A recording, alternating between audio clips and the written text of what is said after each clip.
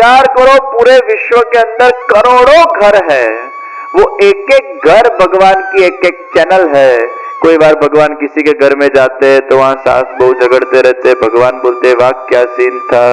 कोई घर में भगवान जाते हैं, वहां कुछ इमोशनल सीन चल रहा होता है, भगवान कहते हैं वाह क्या सीन था। कोई घर के अंदर जाते हैं, वहां छोटे बालक का जन्म होता है, नंद महोत्सव होता है, भगवान कहते हैं वाह क्या सीन था। चौथे घर के अंदर जाते हैं, वहां कुछ न कुछ दूसरा पराक्रम होता है, भगवान कहते हैं वाह क्या सीन था। इतने सारे घर, वो भगवान की एक एक चैनल है। और आप लोग जो भी रोज करते हो वो हमारे ठाकुर जी के लिए एंटरटेनमेंट हो जाता है, क्योंकि भगवान कहते हैं मेरे बनाए हुए जगत के अंदर ये मेरा जीव एक छोटी छोटी बात के लिए इतना झगड़ता है, फिर भगवान मुस्कुराते, इसका मन कितना छोटा है, ये जीव केवल मात्र ऐसी छोटी छोटी बात पर निराश हो जाता है। भगवान भी उसको एंटरटेनमेंट। सचमुच भाई, हम तो भगवान के सामने चींटी जैसे हैं। कैसे? वो टाइल होती है, टाइल। तो एक फिक्शियस एग्जांपल से मैं आपको समझाता हूँ कि एक टाइल के ऊपर एक चींटी खड़ी है, सामने वाली टाइल पर दूसरी चींटी खड़ी है, दोनों चींटी बात करती है। एक चींटी कहती है दिस टाइल इज माइन, दूसरी चींटी कहती है this tile is mine, this is mine, this is mine. दोनों चींटियों में झगड़ा हुआ। फिर वो घर का मालिक आता है और ऐसे करके खड़ा रहता है। मालिक दो चींटियों को बोलता है, अरे मूर्ख चींटी, this whole house is mine and you are fighting for a tile. This whole house is mine and you are fighting for a tile. तो कई बार मैं भी ऐसा ही सोचता हूँ कि भगवान के सामने हम कैसे, वो चींटी जैसे हैं। और ऊपर से जब भगवान देखते हैं तो हम लोग चींटी जैसे दिखाई देते हैं। वैसे आप प्लेन में जाते हो, टेक ऑफ करते हो, सब चींटी जैसा ही दिखता है ना। तो हमारे भगवान भी विराट पुरुष है, तो भगवान को सब चींटी जैसा दिखता है, और हम चींटी जैसी छोटी छोटी बात के ऊपर झगड़ते हैं, तो वो भगवान के लिए सीन बन जाता है। रियलिटी शो के अंदर आप रो, हंसो, मारो कि लड़ो, कुछ भी करो, वो हमारे लिए एंटरटेनमेंट हो जाता है। उसी प्रकार जगत के रियलिटी शो में आप कुछ भी करो, वो हमारे भगवान के लिए भी एंटरटेनमेंट हो जाता है। भगवान ने जगत खेलने के लिए बनाया, इसलिए अपने आप को कहो ये जगत के अंदर मैं तो भगवान का केवल मात्र एक पात्र हूं। ये नचाने वाले भगवान है, कराने वाले भगवान है। जैसे फिल्म के अंदर किसी को विलन बनाना पड़ता है, किसी को हीरो बनाना पड़ता है, उसी भांति भगवान भी अपने जगत रूपी फिल्म के अंदर किसी को हीरो बना देते हैं तो किसी को विलन बना देते हैं।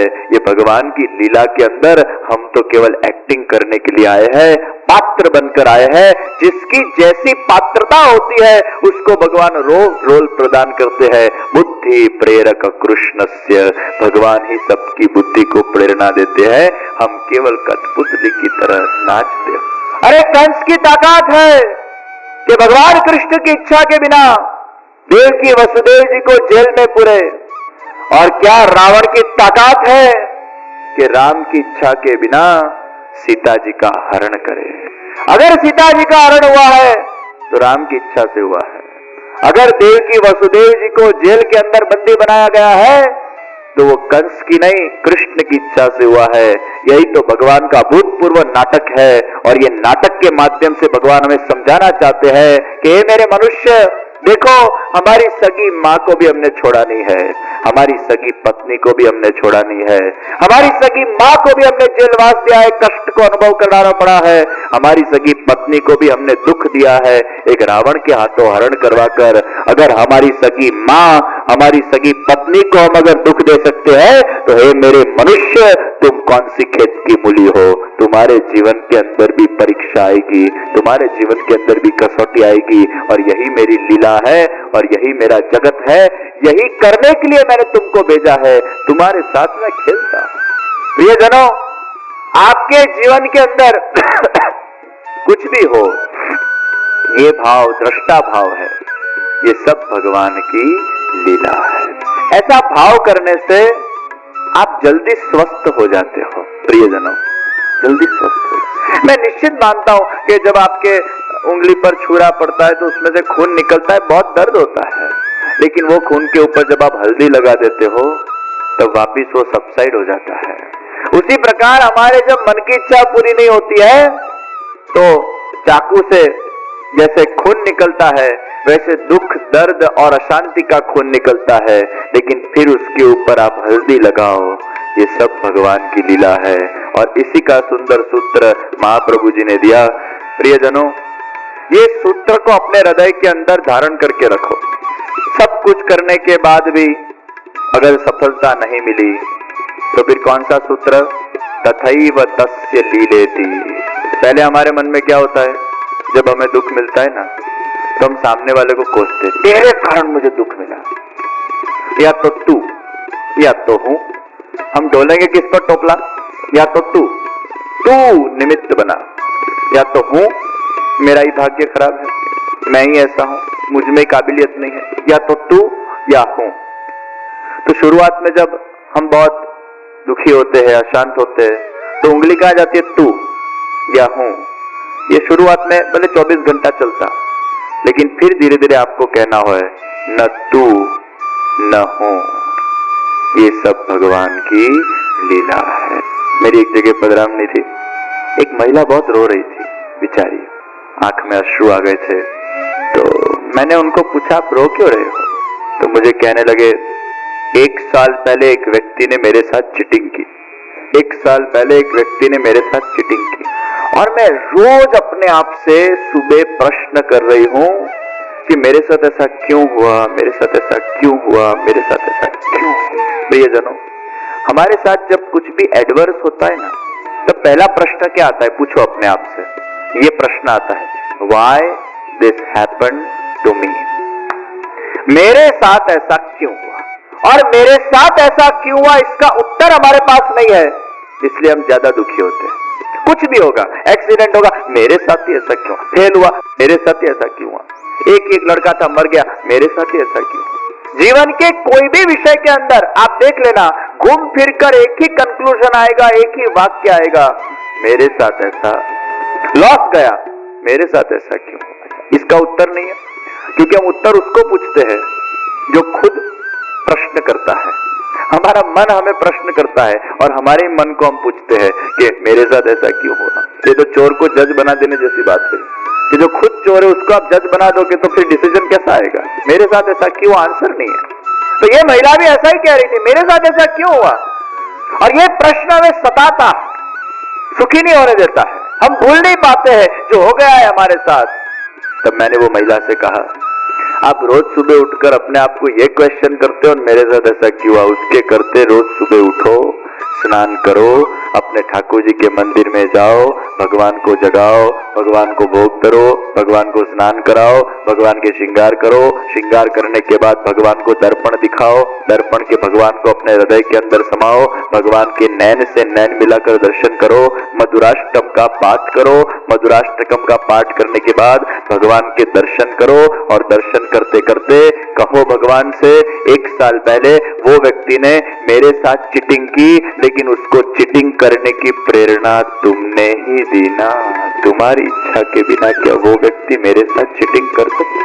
तो पहले तू फिर हूं, ये चलेगा 1-2 दिन, 4 दिन, 5 दिन, क्योंकि हमारे साथ जब कोई आघात रूप घटना होती है उसको हम एकदम स्वीकार नहीं कर पाते, लेकिन फिर 4-5 दिन के बाद आपको आंख बंद करके उसका एनालिसिस करना है और फिर धीरे धीरे अपने आप को समझाना पड़ेगा। खून निकल रहा है तो हल्दी लगानी पड़ेगी, तो क्या हल्दी लगानी है? ये सब करने वाला प्रभु तू है। तथैव तस्य लीलेति मत्वा चिंतां द्रुतं त्यज। ये प्रभु की लीला है और फिर उस पर हल्दी लग जाती है, क्योंकि प्रभु की ही इच्छा से। आज कोई व्यक्ति विलन बना तो उसकी इच्छा से बना, कंस अपनी इच्छा से विलन बना, रावण अपनी इच्छा से विलन बना, नहीं, उसको बनाया गया है। वो कई बार वो दुर्योधन का रोल जो महाभारत में प्ले कर रहा था, फिर वो दुर्योधन जब वो सड़क पर निकलता है तो लोग उसको बोलते हैं दुर्योधन आया, नक्कामो आदमी। तो वो कहता है भले आदमी, मैं कोई व्यक्तिगत जीवन में थोड़ा निकम्मा हूं, मैं तो वो रोल प्ले कर रहा था दुर्योधन का। तो कई बार फिर वही कैरेक्टर फिक्स हो जाता है हमारे माइंड के अंदर, फिर उसको हम दुर्योधन के रूप में देखते हैं। कृष्ण को कृष्ण के रूप में हमें ऐसा ही कल्पना हो, कृष्ण ऐसा ही होंगे, दुर्योधन ऐसा ही होगा, अर्जुन ऐसा ही होगा, धृतराष्ट्र ऐसा ही होगा। फिर वो कई बार फिर दूसरे कोई पिक्चर के अंदर कोई दूसरे रोल में तो सूट नहीं करता, ये पेंशन में कैसा लग रहा है, ये तो दुर्योधन है। ले ये तो रोल होता है। उसी प्रकार हमारे जीवन के अंदर भी भगवान हमें कुछ न कुछ रोल प्रदान करते हैं। इसलिए यही तो सर्वात्म भाव है। इसलिए महाप्रभु जी ने कहा अगर सुखी होना है त्रिदुख सहनम धैर्यम, ये इसके कारण हुआ, ये उसके कारण हुआ, ये मेरे कारण हुआ, ये फलाने के कारण हुआ।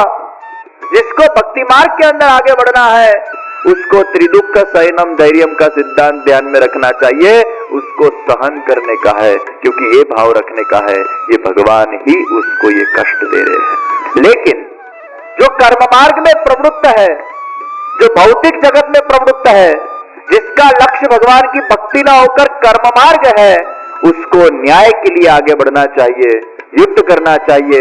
अर्जुन वो कर्म मार्ग का जीव था, इसलिए अर्जुन को भगवान ने युद्ध करने की प्रेरणा दी है, अर्जुन को जागरूक किया है, क्योंकि वो क्षत्रिय था और क्षत्रिय का यह धर्म है कि अगर उसके साथ अन्याय हो रहा हो तो उसको चूड़ी पहनकर नहीं बैठना चाहिए, उसको युद्ध करना चाहिए। इसलिए भगवान ने जिस प्रकार के जैसे जीव होते हैं उस प्रकार के वो सिद्धांत दिए। किसी के लिए कर्म मार्ग का सिद्धांत दिया, किसी के लिए ज्ञान मार्ग का सिद्धांत दिया, किसी के लिए भक्ति मार्ग का सिद्धांत किया। अगर आप भक्ति मार्ग के जीव हो, आपका लक्ष्य परमेश्वर की प्राप्ति है, त्रिदुख सहनम निर्विन्नानाम ज्ञान योग, जो वैरागी है, संसार खराब है, पत्नी खराब है, पुत्र खराब है, पति खराब है, दुनिया खराब है, मित्र खराब है, जगत खराब है, घर खराब है, उसको कहां जाना चाहिए? निर्विन्नानाम ज्ञान योग, उसको ज्ञान मार्ग में जाना चाहिए, संन्यास लेना चाहिए, वैरागी बन जाना चाहिए, साधु बन जाना चाहिए, जटा बढ़ा लेनी चाहिए, दाढ़ी बढ़ा लेनी चाहिए, हिमालय पे जाना चाहिए, फ्रूट्स का सेवन करना चाहिए, आंख बंद करके योग करना चाहिए। योग करते करते करते करते करते करते करते करते आत्मा ब्रह्मरंध्र में से बाहर निकल जाए और मोक्ष की प्राप्ति हो जाए, ये वो मार्ग के लोग हैं। निर्विन्नानाम ज्ञान योग कर्म योगस्तु कामिनाम, जिसके अंदर बहुत कामना है उसके लिए कर्म मार्ग है। भक्ति मार्ग के अंदर थोड़ा वैराग चाहिए और थोड़ी आसक्ति चाहिए, ये दोनों का खिचड़ा होता है तब भक्ति मार्ग होता है। भक्ति मार्ग में अतिशय वैराग नहीं चाहिए, साधु सन्यासी बन जाता है, थोड़ा वैराग और थोड़ी आसक्ति अर्थात इच्छा, ये दोनों को इकट्ठा जो करता है वो भक्ति मार्ग है। ज्ञान और कर्म को इकट्ठा, इसलिए ज्ञान और कर्म के बीच में भक्ति है। कर्म, भक्ति और ज्ञान, कि थोड़ा यहां से लिया, थोड़ा यहां से लिया और फिर उसका फ्यूजन कर दिया, तो ज्ञान और कर्म का जो फ्यूजन है वो भक्ति है। इच्छा चाहिए। एक बार एक भाई ने गुसाइन जी से पूछा कि मुझे भगवान से प्रेम करना है, तो गुसाइन जी ने पूछा तेरे जिंदगी में किसी को तूने प्रेम किया? वो बोले नहीं। तो गुसाइन जी ने कहा तेरे जिंदगी में अगर तूने किसी से प्रेम नहीं किया तो तू भगवान से प्रेम कहां से करेगा? तेरे अंदर प्रेम करने की टेंडेंसी नहीं है। वो झरना होगा तो उसको मोड़ा जा सकता है ना, तो तेरे अंदर वो झरना ही नहीं है तो मुड़ेगा कहां से? रसखान को मोहिनी पसंद तो थी, उसके अंदर रस तो था, उसके अंदर प्रेम तो था, फिर मोहिनी में से उसका डाइवर्जन हुआ मोहन के तरफ, ये अलग बात है। तो पहले तुझे मोहिनी अच्छी तो लगनी चाहिए, वो अच्छाई का गुण तो तेरे अंदर होना चाहिए, वो प्रेम का गुण तो तेरे अंदर होना चाहिए। जब प्रेम होगा तो धीरे धीरे उसको डाइवर्ट कर सकोगे भगवान के अंदर। इसलिए पुष्टि मार्ग में आसक्ति को छोड़ने को नहीं कहा, किसी को छोड़ने को नहीं कहा। पुष्टि मार्ग वो छोड़ना नहीं सिखाता, यहाँ घर नहीं छोड़ना है, पति नहीं छोड़ना है, पत्नी नहीं छोड़ना है, पुत्र नहीं छोड़ना है, यहाँ छोड़ना नहीं है, लेकिन केवल अपने आप को मोड़ देना है। तो जो मोड़ना सिखाता है वो पुष्टि मार्ग है, जो छोड़ना सिखाता है वो ज्ञान मार्ग है। इसलिए गृहस्थों के लिए श्रेष्ठ संप्रदाय अगर कोई है तो निश्चित पुष्टि संप्रदाय, क्योंकि यहाँ पति पत्नी परिवार बच्चे गृहस्थाश्रम का पालन करते हुए किस प्रकार भगवान की भक्ति के माध्यम से अपना आत्म कल्याण उद्धार कर सकते, उसके रीति नियम